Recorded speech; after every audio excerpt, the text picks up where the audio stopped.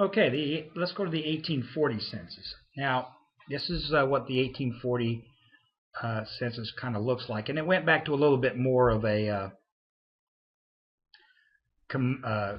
condensed version of the split out of the families. I guess they found that they were getting too many complaints about all the extra fields. But stuff you'll notice here that's a little bit different. It still goes up to over 100, and then it does that for the free colored people and the slaves. But down here at the end, it has the number of people employed in certain industries, okay, and it has columns here for deaf and dumb, blind, and insane people. I don't think anybody ever used these, but it's kind of interesting that they put those in there. So you've got the added fields are where the people are working, persons in the Revolutionary War, deaf, dumb, blind, and insane, and some schools that they're attending. Okay, but for us, for what we're looking for is to verify that people existed. The important stuff is up here. Okay.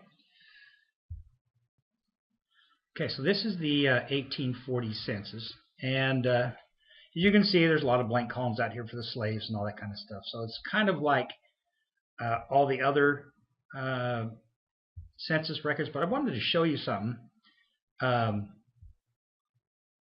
Remember here in the sample, they had all these other columns and all this kind of information. It's like, you know, I'm surprised that they wouldn't keep track of some of that. Well, here's the deal. It looks like that and they may have done this for the 1830, and I just never really paid attention. But the way this one works is that it's a 2-page census. You know, so like you know, this is the regular stuff, this is the colored and the free slave stuff, but look at this on this other page. Now here's all those other columns. Okay, so the deaf, the dumb, the blind, the insane, and people that were part of the Revolutionary War.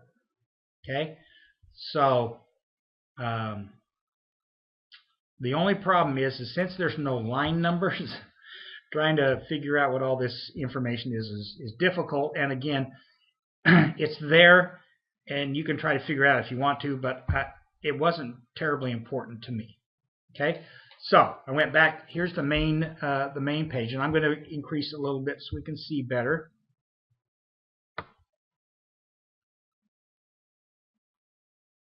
Okay, here's Caleb.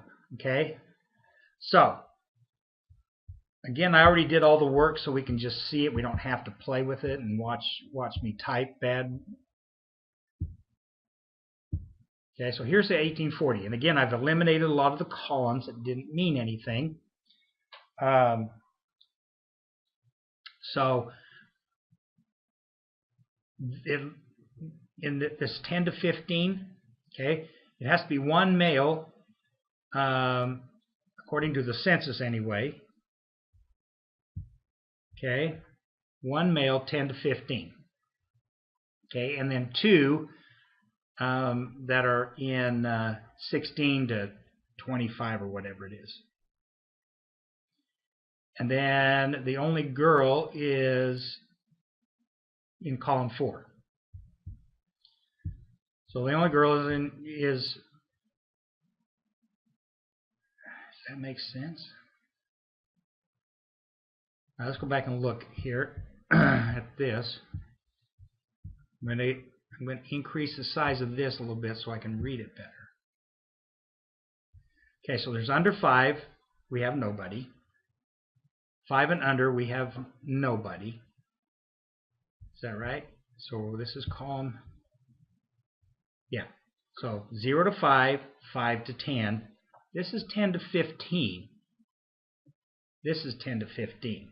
Okay, so there isn't anybody there for the girls.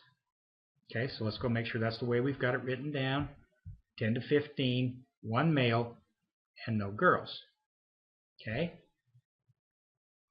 And then in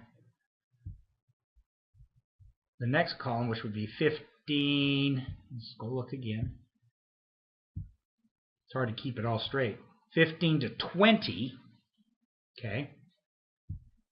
In 15 to 20, we have 2 boys and 1 girl. 15 to 20. 15 to 20, 2 boys, 1 girl. And then all that's left is Caleb and Susanna. Okay, so let's look at the children that we have. Okay, so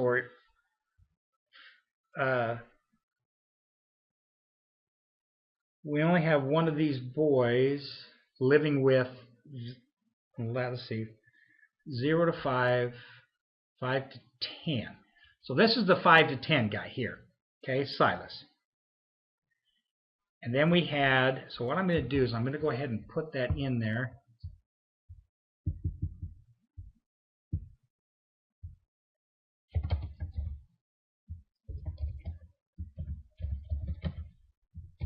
Okay, so Silas is that one. Now, 15, there's 2 boys, which would be these 2, Joseph and Lorenzo, and the lone girl would be Susanna. So it'd be Joseph and Lorenzo and Susanna.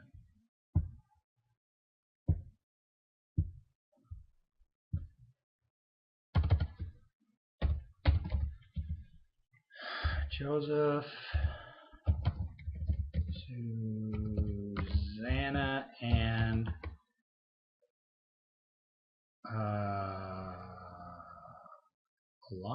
Lorenzo.